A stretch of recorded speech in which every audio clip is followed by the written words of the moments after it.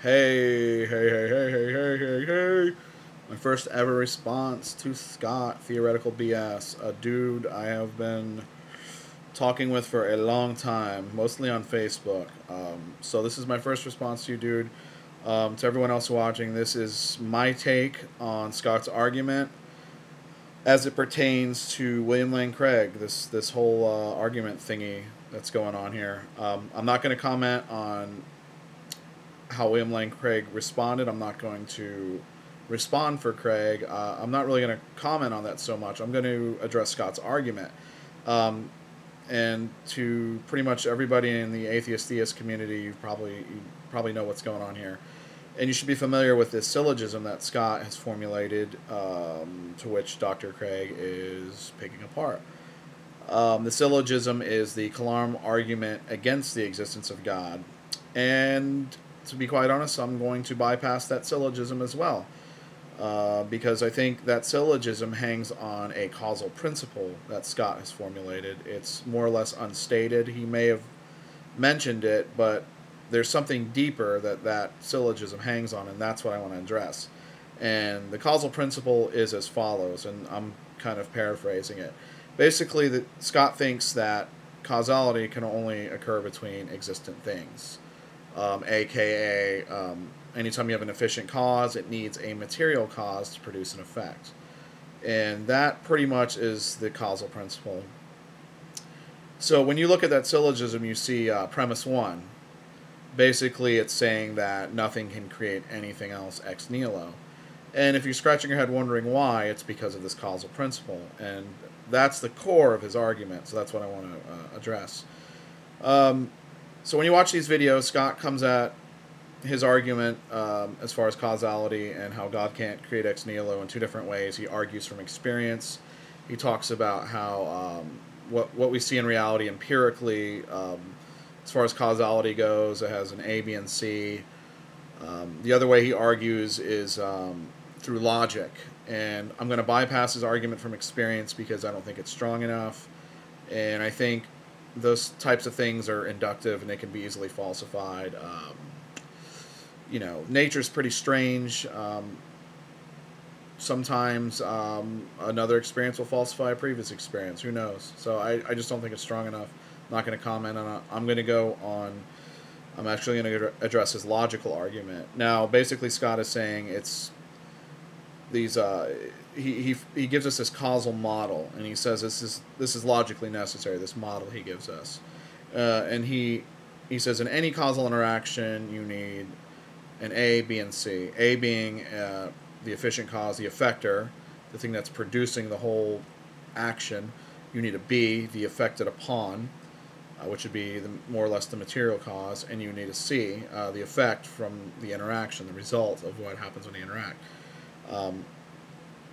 This is the reason Scott says that God cannot create ex nihilo, is because God does not have a B, he doesn't have a material cause, he has nothing to act upon. And by the way, it doesn't necessarily have to be made of matter, it just has to be something existent, something for God to act upon. And that's why I stated earlier the causal principle.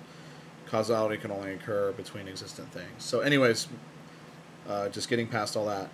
So Scott is saying that these three elements are logically necessary, and it's logically impossible for God to create ex nihilo.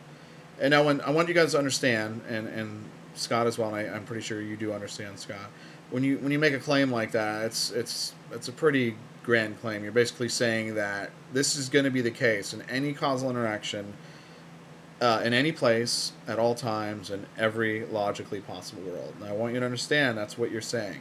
So there can't even be a hint of possibility for this to be otherwise. And usually when something is logically necessary, when you deviate from it or any alternative to it, it should be self-contradictory, which leads to incoherence. Now, I want to say a couple things about this. Number one, I'm not sure where you're getting this from, this A, B, and C model. Where are you getting this? I'm not saying it's wrong, but I've never come across anything like this, and I'm just wondering where you're getting it. So the second thing I would say is, and this is probably my primary objection and refutation to what you're saying, we can easily imagine a possible world where there is just one entity and it produces an effect. It's got this little trick it does, and there's nothing else for it to act upon. It just does this thing. It produces an effect, event, whatever, what have you, and that's it. And it doesn't seem the least bit self-contradictory or incoherent to imagine that. So I think your claim that these three components are logically necessary falls on its face. I don't think they are. Now, when we talk about necessity, as far as causation goes, I'll give you an example of what I think is necessary, and this seems to be pretty clear. This would be a necessary fact about causality. Whenever you have an effect, it's logically necessary that there's going to be a cause. And, you know what I mean, the relationship, I think the relationship can be reduced from your A, B, and C to just an A and a C. You don't need the B. I think in a lot of times, a lot of circumstances, you do see a B. You know, that's quite a bit of our experience, but I don't think those things are necessary. So I think I can easily show that it's not logically necessary by the sheer fact that we can imagine possible worlds where it's not the case, and it's not a self-contradiction to do that. And this also, just before you say it or anybody else says it, will give me a real-world example. I just want to preface and say I don't need to do that, because we're talking about logical possibility. All I have to show you is that it's possible. All I have to show is that it's not contradictory. I don't have to give you a real-world example. So I'm not required to do that. The second thing I want to say is, in your I Kalam Like I See Him, and even on up to this video with William Lane Craig, and between us too, exchanging on like Facebook, you keep requiring that God needs something to act upon. He can't make the universe do anything because the universe doesn't exist. And I want to say he doesn't have to. He's not required to, for the sheer fact that a cause does not need to affect its effect to make it do something. It's not required to interact with its effect. All it's required to do is produce it by whatever means, and I think those means are completely arbitrary. So that what you're requiring God to do is almost, it's logically impossible, and I don't think even creatio ex materia can deliver what you're asking. Because anytime you say I need God to act with the universe, you're saying I need the cause to act with its effect in order to produce it. That'd be like me saying there's no way a carpenter can produce a table because he's not causally interacting with the table. Well, of course he's not. The table isn't produced yet. He's in the process of producing it. He's acting with a block of wood. That's the only thing he's interacting with. But that's not his effect. That's just something he's interacting with. The effect is what's being produced instantaneously, because every time the carpenter takes a swing on that hammer or chips away a piece of wood or carves it, that table is instantaneously becoming more and more in existence until it's completely done. So whenever we look at an effect, we shouldn't require it to be present. It's an instantaneous process. When a cause acts, be it upon something else or just by its own power, the effect is instantaneous. It doesn't have to be prior to its becoming. So I don't know why you require that from God. So that's another critique I wanted to say. Oh my gosh. I know there was something else.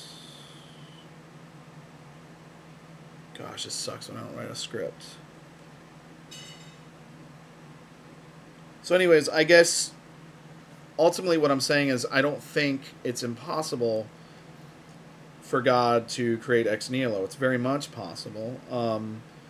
So pretty much I'm not really concerned with your syllogism, because I think premise one is false. I don't think you've shown us or compelled us, given us a good enough reason to believe it. So I think your argument doesn't work. I mean, it's I'll just be frank. God, I know there was something else I wanted to say.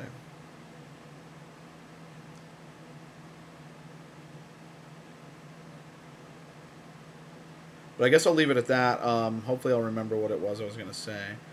And I hope you enjoyed this video, and it was cool talking with you about all this, Scott. And so have a great one, and I'll hear back from you guys. Bye.